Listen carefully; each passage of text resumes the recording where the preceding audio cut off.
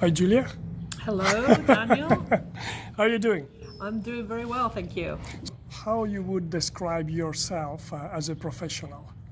Well, I would say that first and foremost, I think of myself as a field based, rock based geologist. Not so much in the field these days, but in my previous lives, I've spent a lot of time in the field, both doing field work and teaching students. So I think of myself as a person who likes rocks. Would you describe yourself as a researcher? Yes, although in a previous life I was a teaching professor. So I had undergraduate responsibilities and I taught some. My kind of remit was structure and tectonics, but I also taught some engineering geology. And then we had some more generalist classes for our freshmen, and that was, let me see, resource development. So there was that kind of general course, and then science for society, or science and society, I think it was called, for our year twos. Because bear in mind this was UK, so it's a 3-year degree course. So, in your research, where, in which space are the questions coming from? The research questions that you think about and that you think that is worth it to invest time to try to answer them? Well, that's kind of difficult because back when I was a teaching professor, I had a research portfolio as well, but that was more what I would describe as a typical structure, metamorphic geology, tectonics kind of world, where I was trying to answer basic questions about evolution of different parts of the crust and understand mountain belts and deformation and that kind of a thing. So that was very much driven by scientific questions that were outstanding. And so you could describe that as, people describe those kinds of things as pure science. Whereas when I came to the US, I did a dramatic shift to work in a group that calls itself the Fracture Research and Application Consortium, and I work at the Bureau of Economic Geology. So the research questions then, they are also driven by fundamental desire to understand processes, but there's a kind of a practical side, which is what are people going to fund? And so one of the things that we do is to look out for and talk with people about the research questions that interest them, and then try to see how our own research might fit into that.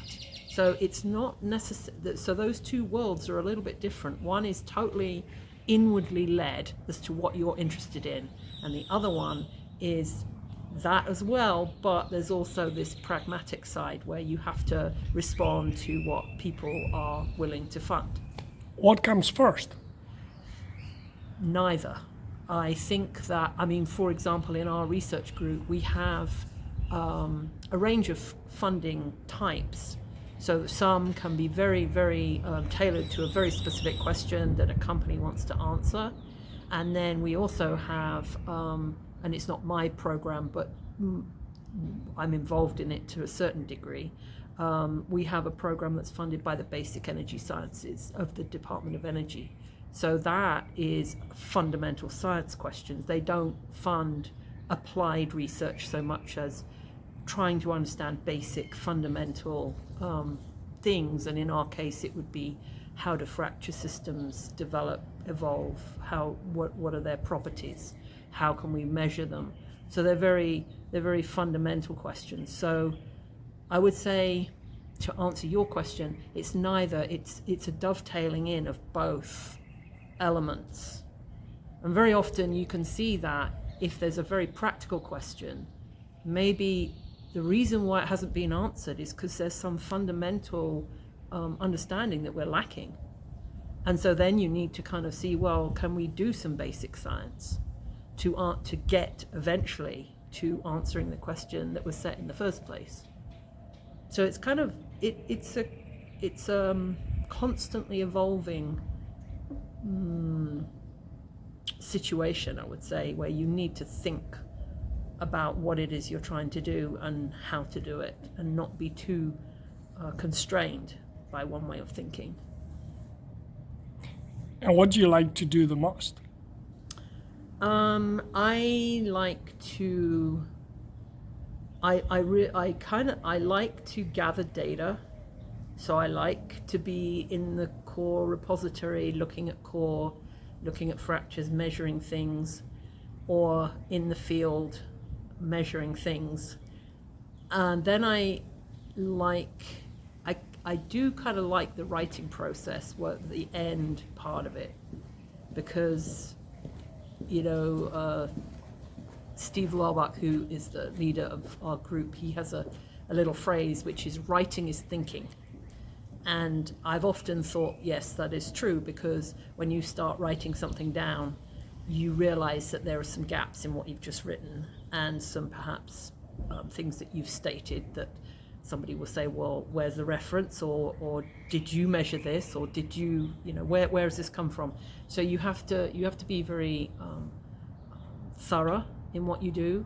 So by that process, you evolve the thinking about the interpretation of what you've got, because you might start with an interpretation, write it all down, and then see there are enormous gaps in your argument, and then you have to kind of rethink what you're doing.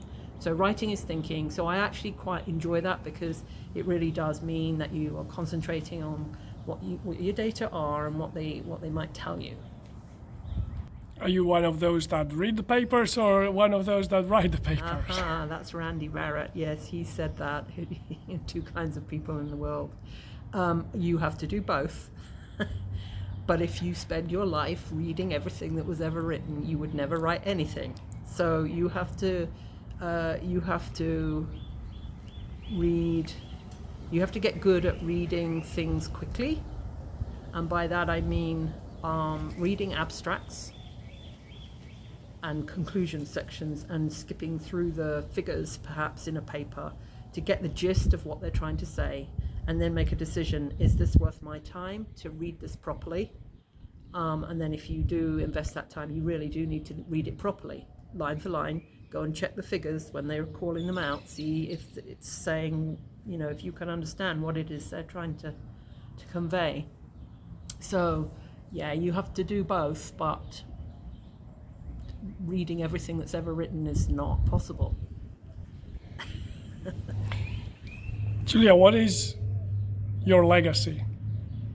I think my best legacy is some of the students that I have helped educate. I was going to say I have educated. I did not educate them. I was one small piece in the whole puzzle that led to their education. So I've had some really good students along the way, both in my previous job in the UK as a teaching professor, and then over here in the research groups, because we've had quite a few students come through FRAC. And most of them have been pretty successful and gone on to do interesting things. And so I like to think of those as my legacy. And I have a nice little story to tell, I guess, I sometimes go to the Tectonic Studies group, which is a kind of a group that focuses on tectonic structure, metamorphism, that kind of a thing. And so it was more closely aligned to what I used to do, and it's a UK-based organisation, but it's definitely gone across Europe now, and we have a lot of people from out of the UK come to the meetings, and sometimes we have the meetings in Europe. But the last one that I went to was in Leeds in the UK, and we were chatting in the bar before. We were just doing the kind of meeting the night before, the icebreaker equivalent of what we have over here. And I met this person, and she had an Australian accent, and I was talking to her, and she seemed to be, she was at Leeds, and she had a Marie Curie scholarship as a postdoc. And I thought, oh, she must be pretty good. So I asked her, where did you do your PhD? Because I could tell she was Australian. And she said that she was at Curtin. And I said, oh, do you know Tim Johnson? And she said, yes, he's my supervisor. He was my PhD supervisor. Well, Tim was an undergraduate of mine when I was teaching in the UK. And so she took a picture of me and her in the bar, sent it to Tim, and Tim sent a note back and said, "Oh yes, this is great," you know. So she is my academic granddaughter, kind of. So that was a nice thing. So, you know, my legacy, I think, is what I can.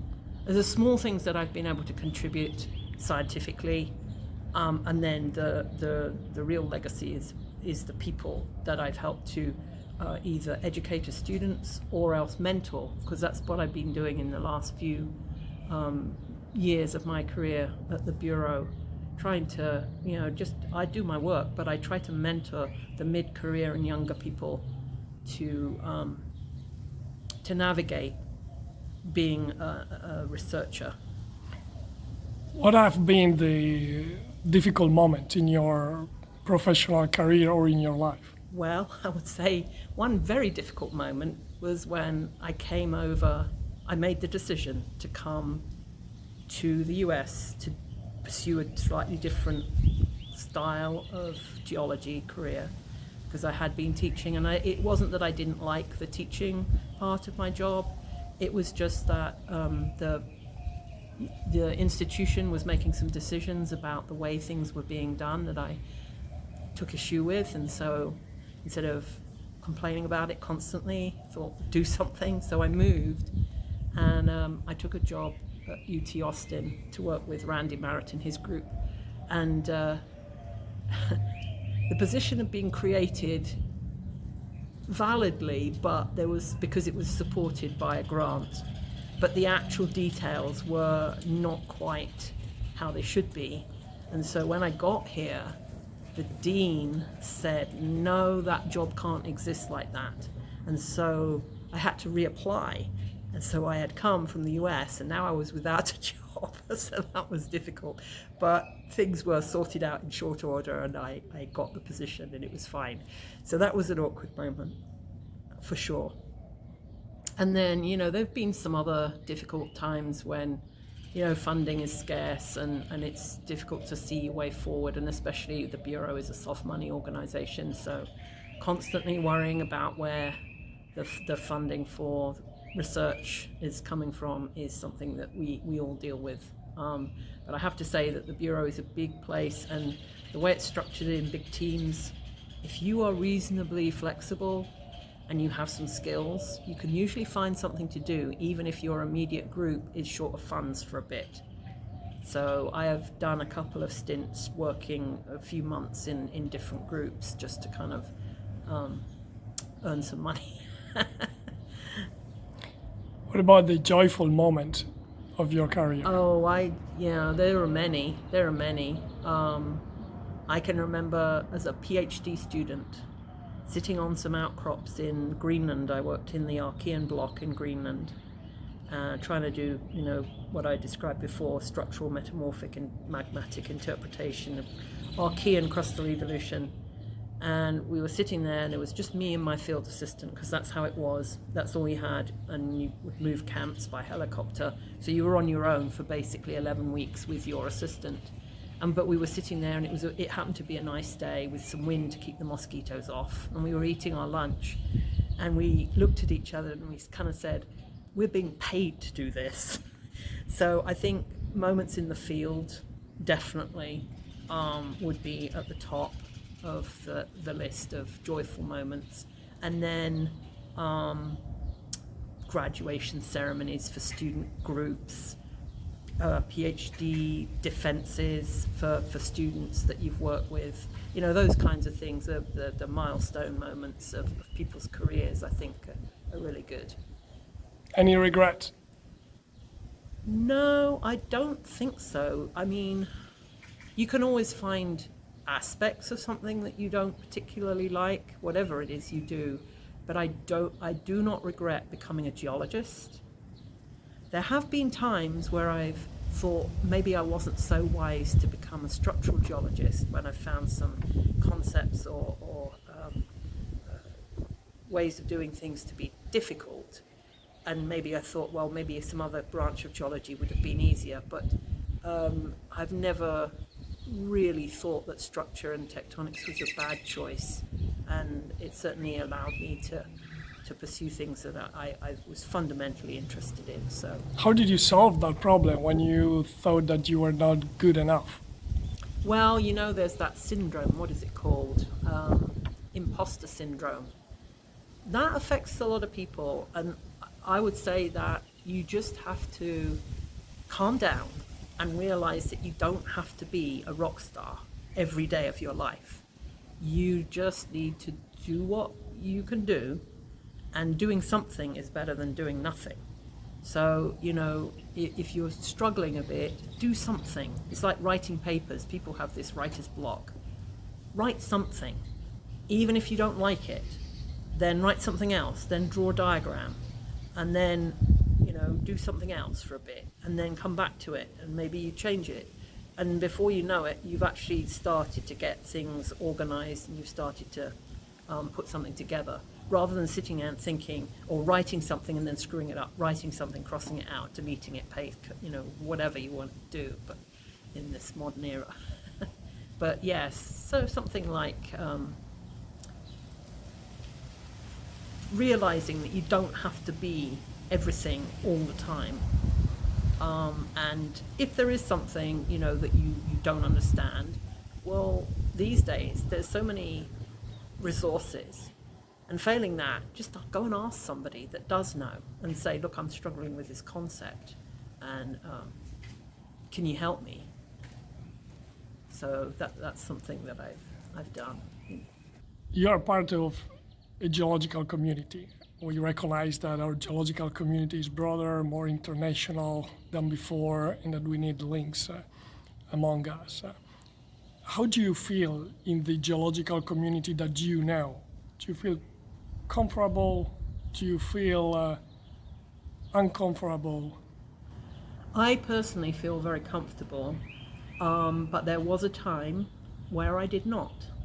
When I was in the UK, I had the good fortune to attend a very prestigious institution for my undergraduate, which was Imperial College. And then I went to Exeter University to do my PhD, and they had a really good but small geology program.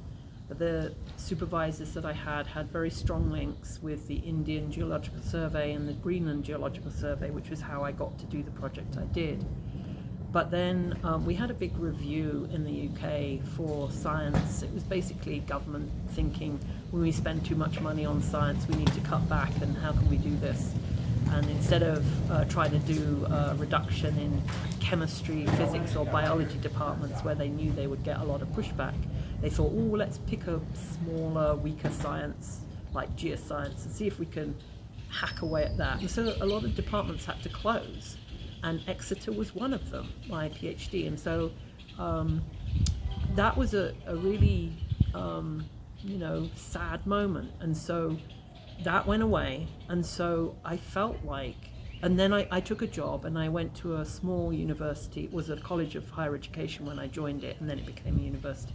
But I didn't really have that academic family that a lot of PhD students have with their supervisors, because it had been kind of taken away, and both my supervisors had to retire. And so I felt a bit rudderless for a while, and it was kind of awkward, and I didn't feel like I had connections.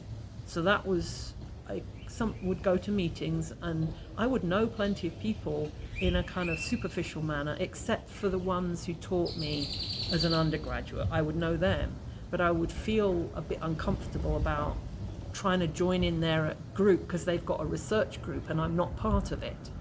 And so when I came to the US, that kind of all went away, because now I had a new academic home with my research group.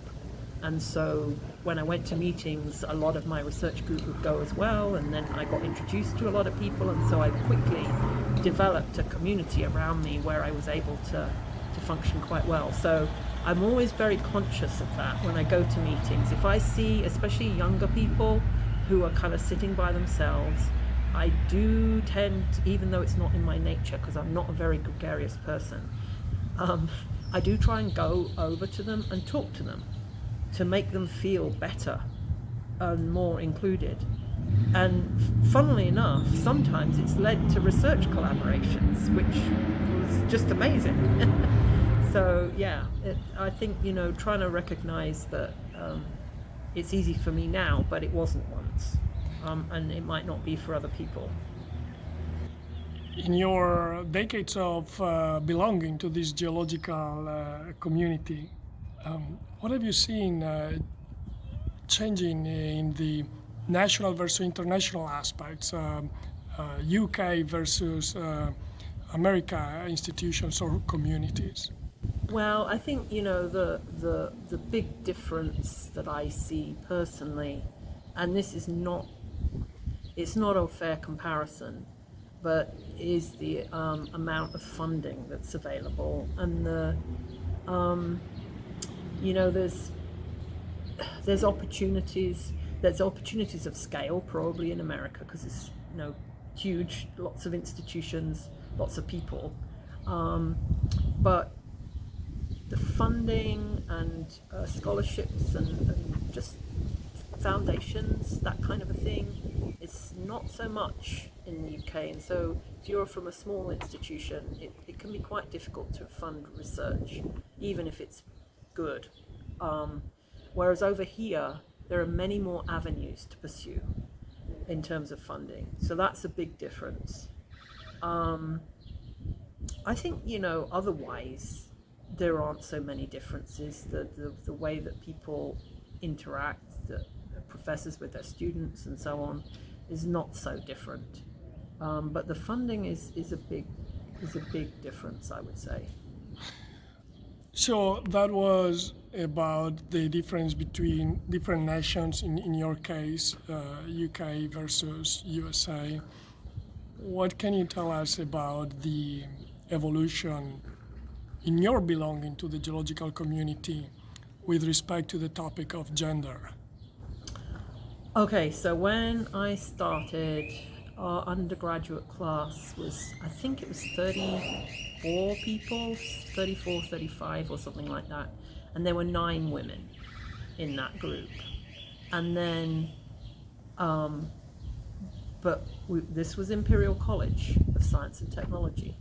And so actually geology had relatively more women than some of the other subjects. So it was the highest number of women was in College of Natural Sciences in biology, and then there were very few in some subject areas.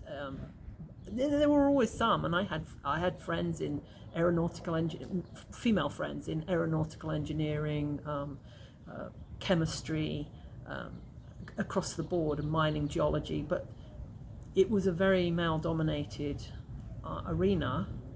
That being said, we had some very eminent female professors that helped to give an idea that you could do it if you wanted to. You didn't, it wasn't impossible to succeed as a woman.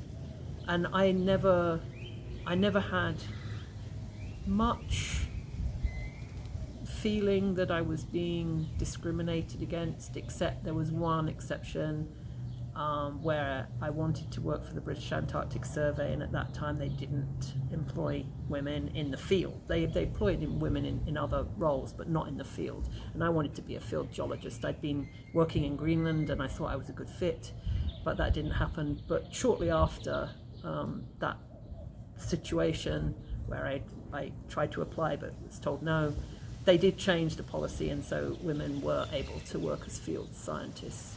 And then now we have, I can't quote the figures, but we have an annual State of the Bureau kind of address that the director gives, and one of the metrics they look at is the staffing levels, and they do look at the gender balance in that, and it has improved. I think when I look at the senior research scientists that we have, we've always had women in those roles. Not so much in the director role, though, or the directorate role. And so that might be something that changes. Of course, the Jackson School of Geosciences has had female leads, so there was Dean Mosher and Dean Mora, so we do have women, and the provost is at the University of Texas is a woman. So I think things are changing gradually. I think it's natural that things would be gradual. You can't expect things to change overnight. But women form a pretty solid block of people at the Bureau now.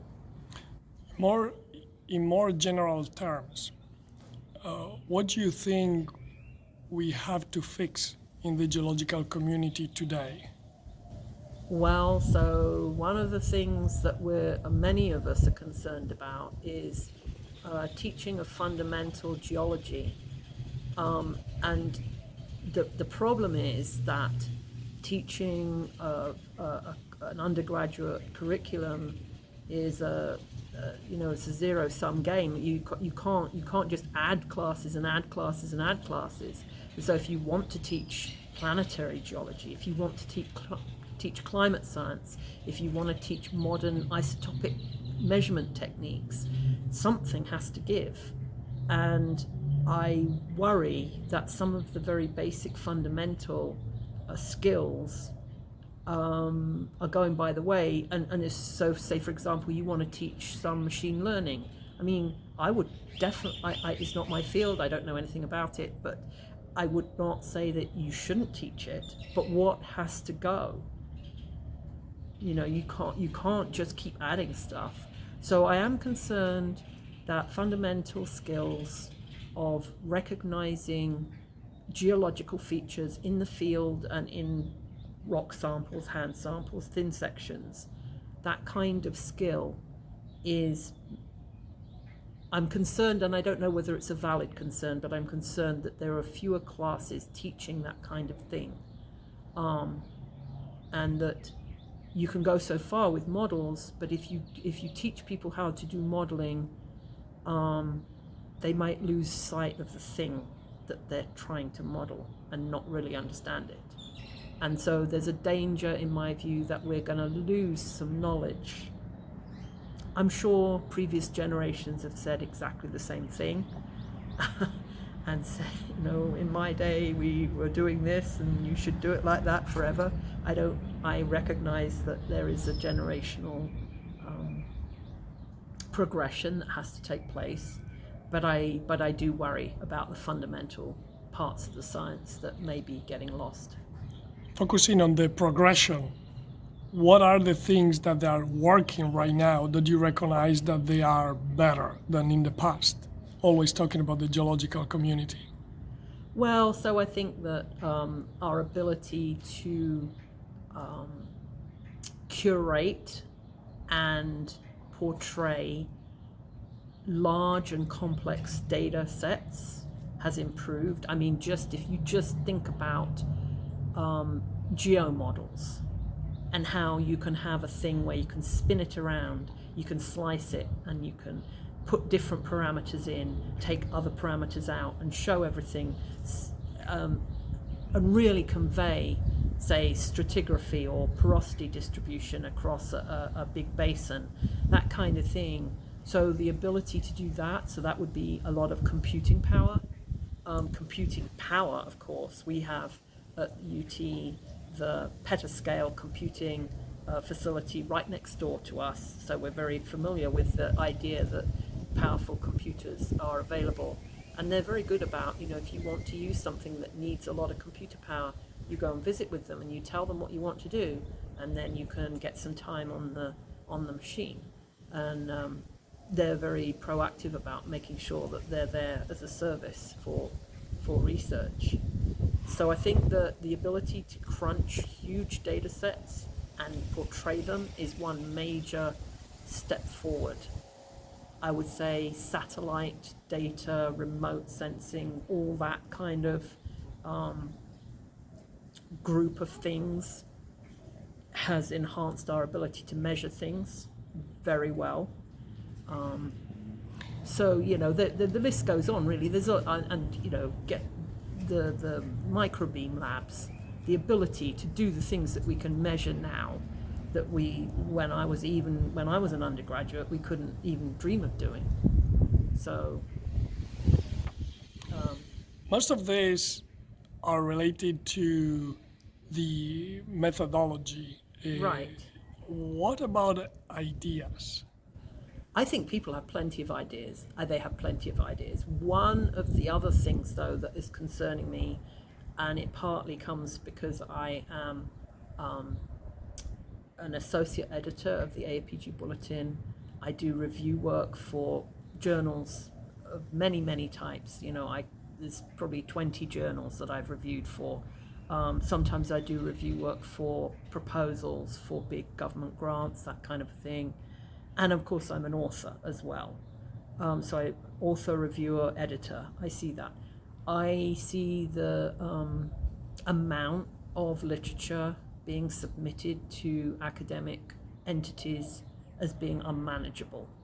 And it's manifested by editors can't find people to act as sub-editors. Sub-editors can't find people to act as reviewers without having to ask 6 or 7 or... used to be, you ask a person, they'll do it. You don't ask that person every time, all the time. You just divvy the work up. But now it's really difficult to find people to review. And as a reviewer, I get requests all the time, and I have to decide which ones I'm going to do because I don't have the bandwidth to do them all. And I feel bad about saying no. I try to provide, an alternate person, but then I think I better not provide this person because they're going to be mad at me for suggesting it. And then as an author, it's frustrating when you have to wait and wait and wait for people to do the reviews. And if you're on the other end, you understand why this can take a long time and be problematic. So I think our body of written knowledge is in jeopardy because the quality of reviews sometimes is not what you would want at all. People think that filling out the form, which I hate those forms. I wish journals would not have the form at all. But when they just fill out the form, are the figures adequate? Yes. Well, that doesn't help. And that kind of a thing, I think there needs to be and I don't know what the solution is. People have gone to the extreme of saying, well, let's just have things put out there and then people can make what they do of it. That's okay, but that's the whole reason why we developed this peer-reviewed system in the first place, because you can't judge if it's not your subject area. You need somebody else to judge for you, and then you can judge a little bit, and then you can maybe use those things.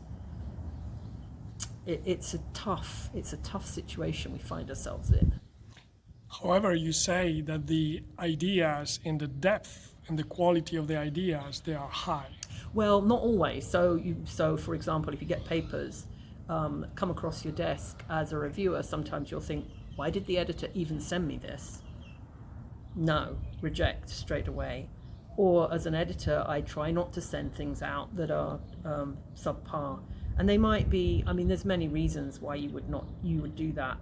That are not to do with ideas. There are things like when they don't present any data, or the data they do present is just completely inadequate. Right from the get-go, that paper needs to be redone with all the data properly described. But I think the ideas, that some ideas are just not very good. And if I'm going to reject a paper on that basis, then I would explain what the problem is with the idea. And of course, the authors have always got a chance to think, oh, they misunderstood. This is not what we meant at all. This is the other thing. So, there's things like that.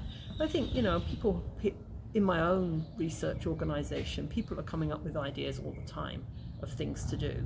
There's more things to do than can be done with time and the money available and the people. So there's no shortage of ideas, no shortage of good ideas, but it's how to manage the funding, I think. in a soft money organization in particular? How do you prioritize? Our directors typically don't they don't dictate what research directions should happen. They kind of have brainstorming of what we think, so it's more of organic. It's not dictated, and that never works because you've got to have people with the skills and ideas at the grassroots level to execute. Now, of course, the directorate is always looking to make sure that we're covering the bases that they think are important, especially with regard to the funding side of things. So, they know there's a lot of money coming for water research, for example. They would want to make sure that we have some people that are doing watery things, and so on. So I don't think there's any shortage of good ideas. Julia, what about suggestions for young professionals or students that they decide to dedicate their life to geoscience? Well, I think that first of all, do it. I think geology is a very, or geosciences is a very rewarding professional life. There's not one pathway. There's many different pathways. I mean, I've been on the more teaching side, on the more research side, but I've never worked in industry, for example, in a research team with a very perhaps more pragmatic focus. So that there's something for pretty much everyone in terms of what they like to do and their style of what they want to be doing on a day-to-day basis. Do they like working with people? Do they want to be in a lab measuring stuff and not interact with people hardly at all? There's room for everybody in there. So I would say, most importantly, think about two things when you're doing your early training.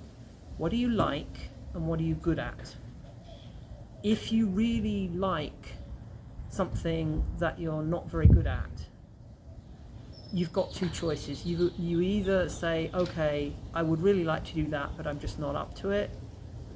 Or you can say, I'm determined and I'm going to make myself good at it and do it.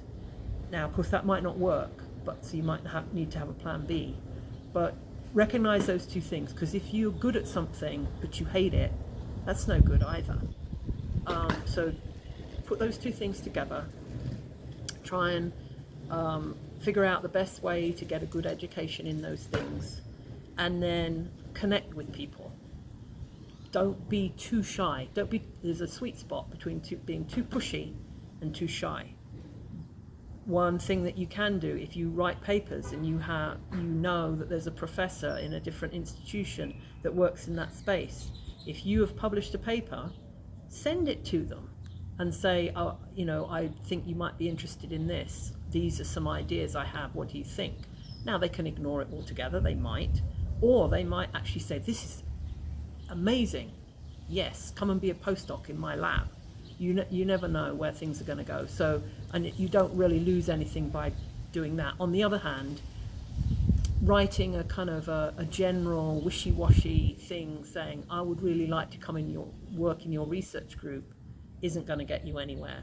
You have to put yourself in the other person's shoes and think, these are busy people, they've got priorities, how can I talk to them in a constructive way where they actually think I've got something to bring to the table. So I would do that. But most earth scientists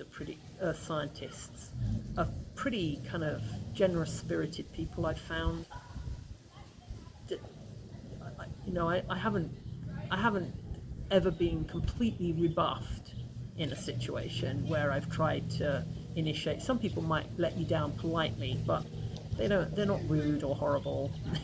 So I would say go for it.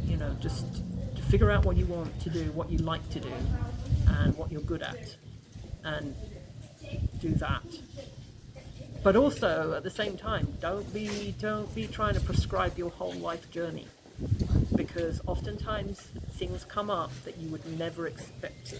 I would never, if somebody had said you'd be working on trying to look at fractures in unconventional reservoirs in Argentina when I was an undergraduate, I'd have said, well, what is an unconventional reservoir? I'm going to Argentina, I'm going to work at what? And so you never really can plan the trajectory. Some people can, but they're probably the minority, I would think. And you never know where the next opportunity is going to come. But if it involves things that you like and you're good at, you can go for it and do that. Thank you, Julia. Do you have anything else you want to add that you didn't have the chance to say? Well, just that it's been fun to do this podcast. I've seen a few of the ones that you've done before, and you know, there's a lot of things out on social media these days, and I think it's nice to just get an insight into somebody who's been working in the geospace for their whole career. So that's it. So I would like to think that young people will want to come into the geosciences and regard it as a useful kind of way to spend their life. Thank you. Okay, thanks.